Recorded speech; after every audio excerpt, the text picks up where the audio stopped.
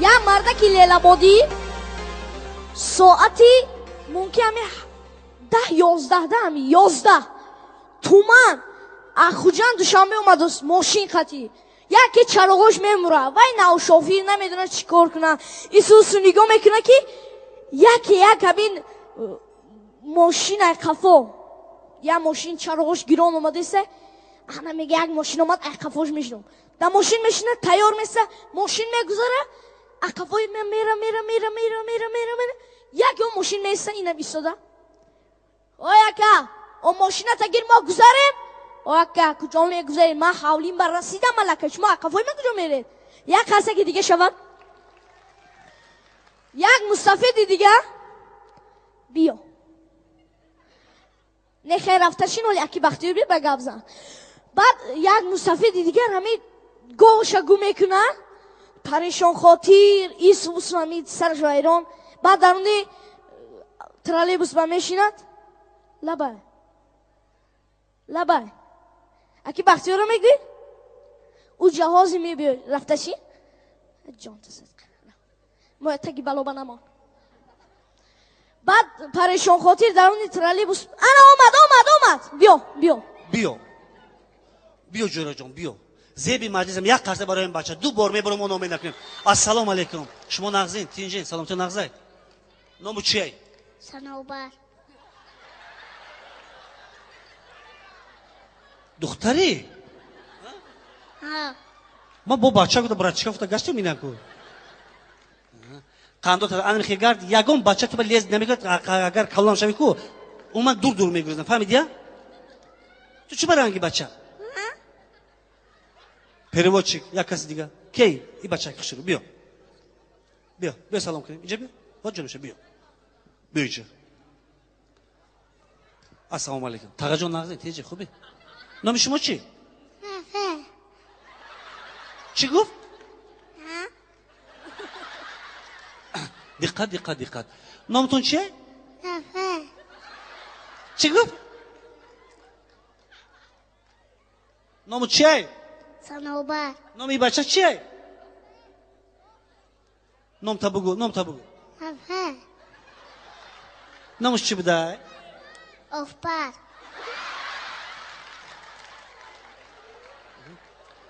تو ای کجایی؟ ایدنغره خرسک دانغرگی نامش چی بوده ای بچه؟ نامش چیه؟ تو ای کجا اومدی؟ اخانه کاندو جورای منی از ما چه شکلات پول میتیم هر دومو جورا این همسی فی مامو مازش گوری خمایداش دو رفت همسی بوده ما قطی کی آمدی اخانه قطی کی خانه میری راو خاچوا مردمی دانغره که دیگه میزنیم سنابره قطی کی اومدی کچوچم اتات کو اتم خونه ده دادنغره چند روزه اومدی 8 روزه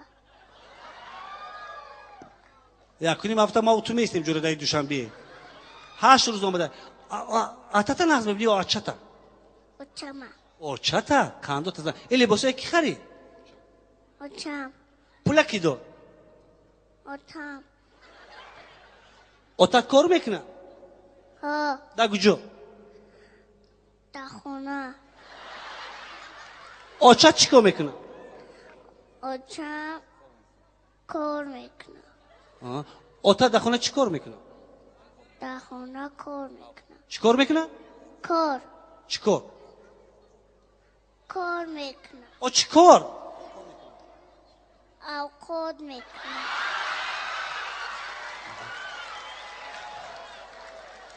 چی با که قرصک نمیزنی تو شما برای واه کندوش ازنن سنابر جان آتش کار میکنه یعنی اوقات میکنه آچت چی کار میکنه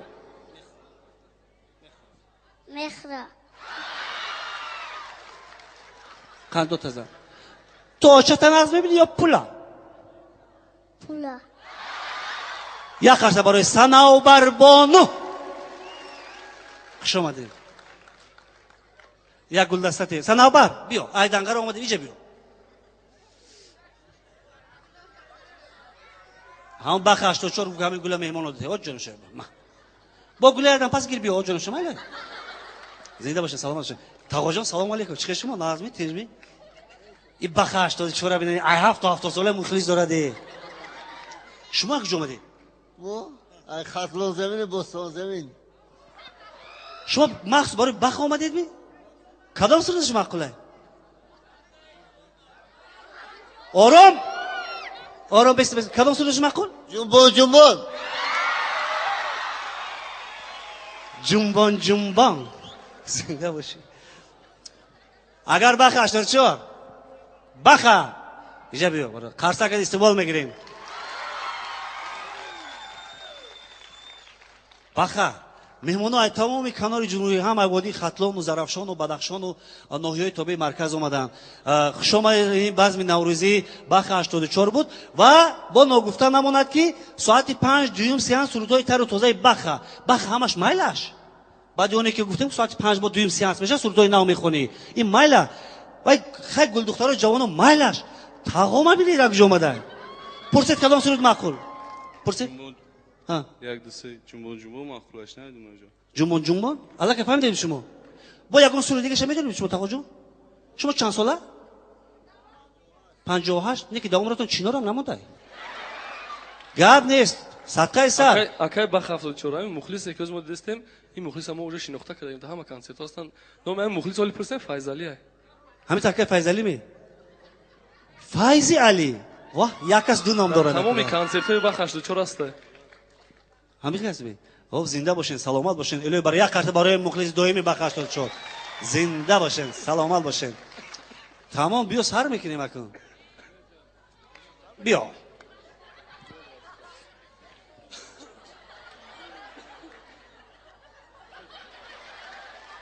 بیا ما مصلحت کردگی مردمی دنقره کردی سلامت باشیم حالی آدم پس با برو جوی خواهر جان ای جوره جان میگم خشه مرحمت جنبون جنبون و من یک صحبتی آزاد میشوه کدام ای گل دخترا مخلص اشهدی بخ 84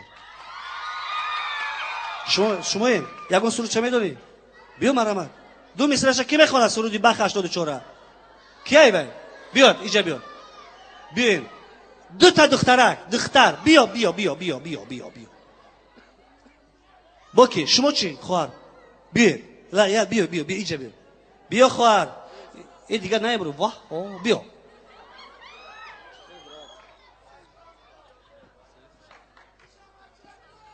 ندا ها یه سلام نام شما رابیا بون نام شما دلانگیز ایجاستو ما پیش رابیا استون بخیر تماشا کن جرا زور میبینم خب شما از کجا دلانگیز دوشنبه شما از کجا وحدت سلامت باشین خوش اکشش نختی کی این کرد با 84 او سلامت باشین یکون سرود معقول تو با کدام سرود چه میدونی کی جنبان آخه این جمهوری یکون بالا داره جمهوری چی معنی داره بیا وای گوید ها جنبانی چیه زمین و زمانه چی رو جنبانی زمین زمانه چه خیلی جنبانی ای خیلی جنبانی